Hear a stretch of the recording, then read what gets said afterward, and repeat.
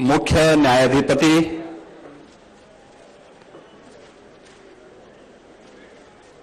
माननीय न्यायमूर्ति श्री बी.आर. गवई जी,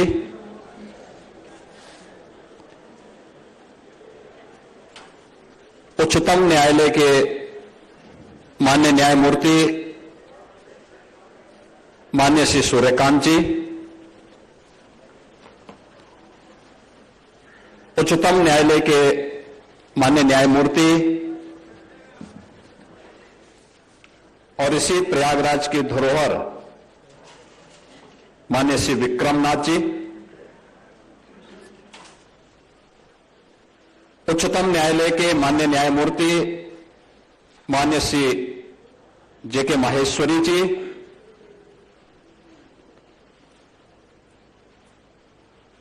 उच्चतम न्यायालय के माननीय न्यायमूर्ति माननीय श्री पंकज मित्तल जी, उच्चतम न्यायालय के माननीय न्यायमूर्ति माननीय श्री मनोज मिश्रा जी,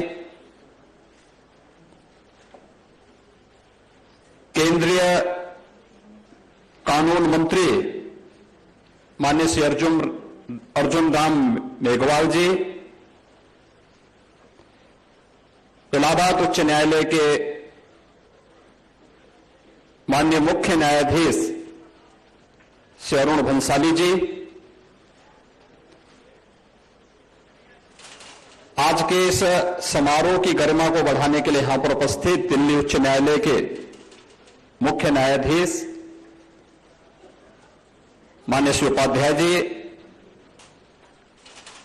उच्चतम न्यायालय के पूर्व माननीय न्यायमूर्ति श्री विनीत शरण जी, श्री कृष्ण मुरारी जी,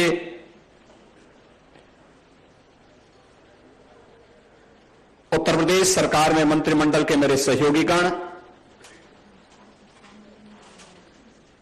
इलाहाबाद उच्च न्यायालय के सभी माननीय न्यायमूर्तिगण,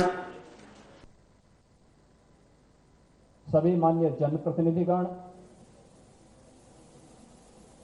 उत्तर प्रदेश के advocate general Ajay Mishra ji, bar council Uttar Pradesh के chairman Shri Shiv Kumar Gaur ji, president advocate association Prayagraj, Allahabad high court bar association के प्रेसिडेंट और आज के समारोह में उपस्थित बार एसोसिएशन एडवोकेट एसोसिएशन से जुड़े हुए सभी पदाधिकारी और हमारे सभी सम्मानित अधिवक्तागण, उपस्थित बहनों और भाइयों, भारत की विरासत की इस धरा पर मैं भारत के मुख्य न्यायाधिपति का और भारत के उच्चतम न्यायालय के सभी माननीय न्यायाधीशों का, केंद्रीय कानून मंत्री जी का उत्तर प्रदेश वासियों की ओर से हृदय से स्वागत करता हूं, अभिनंदन करता हूं। आज का दिन हम सब के लिए अत्यंत गौरवमयी दिन है। लोकमाता अहिल्याबाई होलकर जी का आज 300वीं जयंती है और 300वीं जयंती वर्ष के साथ ही यह वर्ष भारत के संविधान को लागू होने का अमृत महोत्सव का वर्ष भी है। भारत रत्न बाबा साहब डॉक्टर भीमराव अंबेडकर जी के नेतृत्व में भारत की संविधान सभा की जिस ड्राफ्टिंग कमेटी ने भारत के संविधान को बनाया था, उस संविधान के प्रति हम सब की प्रतिबद्धता और समर्पण का प्रतीक भारत की विरासत की भूमि उत्तर प्रदेश के अंदर हमारी प्रयागराज की भूमि है। प्राचीन काल से ही यह भूमि मां गंगा, मां यमुना और मां सरस्वती की त्रिवेणी के साथ ही आधुनिक भारत के धर्म, ज्ञान और न्याय की भूमि के रूप में भी प्रयागराज देश और दुनिया का ध्यान आकर्षित करता है। प्रयागराज की भूमि महाकुंभ की भूमि भी है और महाकुंभ का दर्शन करके, महाकुंभ में त्रिवेणी में के संगम में डुबकी लगा करके कौन ऐसा भारतीय रहा होगा जिसने अपने आप को अपनी विरासत के साथ जुड़ने में गौरव की अनुभूति न किया हो। और मैं इस अवसर पर, इस प्रयागराज की इस पावन धरा पर आज भारत के माननीय न्यायाधिपति, मुख्य न्यायाधिपति माननीय श्री गवई जी और उच्चतम न्यायालय के हमारे इतने शीर्ष माननीय न्यायमूर्तिगण आज यहां पर उपस्थित हुए हैं और केंद्रीय कानून मंत्री भी इस अवसर पर उपस्थित हुए हैं। तो मैं उत्तर प्रदेश की सरकार की ओर से, उत्तर प्रदेश वासियों की ओर से और आप सभी अधिवक्ताओं की ओर से भी उनका हृदय से स्वागत और अभिनंदन करता हूं। याद करिए, इसी इलाहाबाद उच्च न्यायालय में 2018 में 2017 में